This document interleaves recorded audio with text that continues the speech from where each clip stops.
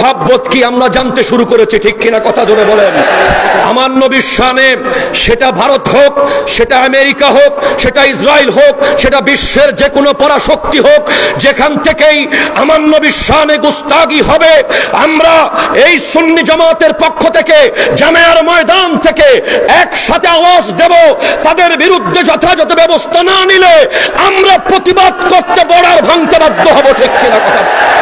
আমরা বাংলাদেশের মানুষ আল্লামা সৈয়দ আহমদ শাহ শ্রীকুটি রহমতুল্লাহ আলাইহির চেতনা ধারণ করি। আমরা জামিয়া আহমদিয়া সুন্নিয়া আলিয়া দেখেছি। এই ধারা আল্লামা শ্রীকুটি রহমতুল্লাহ আলাইহি বানিয়েছেন একমাত্র ইশকে রাসূল, নবীজির মুহাব্বতকে প্রতিষ্ঠিত করার জন্য।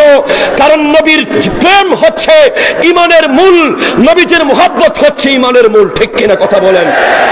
বাবারা আমার, ওই ভারতে মুম্বাইয়ের দিকে যখন দলে দলে লক্ষ লক্ষ মুসলমান যাচ্ছে, তখন একজন মিডিয়া ব্যক্তিত্ব এক ব্যক্তিকে প্রশ্ন করছে, ভাই आपका कारोबार कैसे चल रहा है, आप सब तो मुंबई में जा रहा है, आपका संसार कैसे चल रहा है, आपका बिजनेस कैसे चल रहा है। ওই ব্যক্তির কথা শুনে আমার কলিজা তরতর করে কেঁপেছে, চোখের পানি আসতে বাধ্য হয়েছে। ওই ব্যক্তি বলছে, भाई नबी के आगे कोई कारोबार नहीं है, नबी के आगे कोई संसार नहीं है, कोई बच्चा नहीं है, कोई बीवी नहीं है, कोई बाप नहीं है, कोई बेटा नहीं है, हम नबी को जान से भी ज्यादा मोहब्बत करते हैं। ওই ভাইয়ের সাথে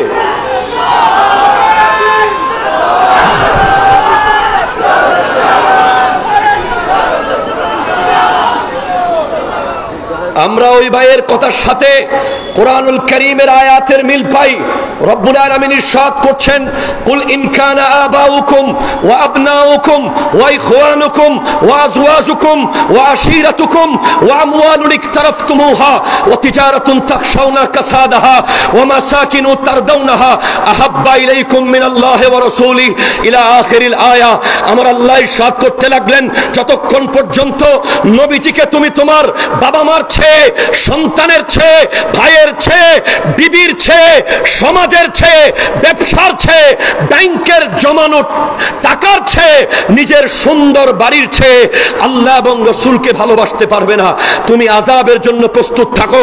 তার মানে নিশ্চিতভাবে বলা যায়, আমার দয়াল নবীকে আমরা বাবা মার চেয়ে বেশি মুহাব্বত করি, আমরা সন্তানের চেয়ে বেশি মুহাব্বত করি, আমরা ভাইয়ের চেয়ে বেশি মুহাব্বত করি, আমরা বিবির চেয়ে বেশি মুহাব্বত করি, আমরা ব্যবসা, নিজের বাড়ি, নিজের জমানো টাকা সব কিছুর চেয়ে বেশি মুহাব্বত করি। যদি প্রশ্ন করেন এই মুহাব্বত শিখলেন কোত্থেকে, এই মুহাব্বত মজবুত করলেন কিভাবে, উত্তর অবশ্যই দিতে হবে যেদিন থেকে এই বাংলাদেশে আল্লামা সৈয়দ আহমদ শাহ শ্রীকুটি রহমতুল্লাহ আলাইহির কদম পড়েছে, সেদিন থেকে বাংলাদেশের মানুষ ইশকে রাসূলকে শিখতে শুরু করেছে, ঠিক কিনা। এর আগে এখানে ইন্নাল্লাহ ওয়া মালাইকাতুহু ইউসাল্লুনা আলান নবী চলেছে, কিন্তু দরুদ শরীফ আওয়াজ বের হয় নাই। তার মানে আজ আমি আপনাদেরকে একটি কথা নিশ্চিত করে বলতে চাই, যারা আমাদের এই জুলুসকে নিয়ে কটাক্ষ করে, যারা আমাদের এই বিভিন্ন প্রোগ্রাম নিয়ে কথা বলতে চায়, তারা দেখুক আজ বাংলাদেশে সর্বপ্রথম ভারতের বিরুদ্ধে, ওই পুরোহিতের বিরুদ্ধে আওয়াজ উঠছে জামিয়ার ময়দান থেকে। কথা বলেন ঠিক কিনা? আমরা প্রতিবাদ করছি, প্রতিবাদ করতে যাচ্ছি, প্রতিবাদ করতে থাকবো। আমার নবীর শানে গুস্তাগি হলে তার সাজা হবে মান সাব্বা নবিয়ান ফাকতুলুহু, তার জন্য মৃত্যুদণ্ড ছাড়া আর কোনো শাস্তি হতে পারে না, আর কোনো শাস্তি হতে পারে না। কারণ আমার নবীর ব্যাপারে বিশ্বের 173 জন বিধর্মী মনীষী আমার নবীর ব্যাপারে বলতে বলতে বাধ্য হয়েছেন, আমার নবীর চেয়ে শ্রেষ্ঠ কোনো জাত, কোনো বাবা, কোনো নবী, কোনো সন্তান, কোনো স্বামী, কোনো রিফর্মার, কোনো ব্যক্তিত্ব এই পৃথিবীতে কখনো আসেনি, আসবে না। আমার নবী এই পৃথিবীর সর্বশ্রেষ্ঠ এবং সর্বশেষ কথা বলে যাই যে আমার নবীজিকে আল্লাহ শুধু রাসূলুল্লাহ বললে যথেষ্ট ছিল, রাহমাতাল লিল আলামিন বলেছেন। সুতরাং আমাদের হিন্দু বৌদ্ধ খ্রিস্টান ভাইদের জানিয়ে দিতে চাই, এই ভারতবর্ষে যদি মুসলমানরা চাইতো, সুলতান শাহাবুদ্দিন মোহাম্মদ গুরি চাইতো, খাজা গরিব নওয়াজ যদি চাইতেন, এই দেশে এই ভারতে কোনো হিন্দু থাকতে পারত না।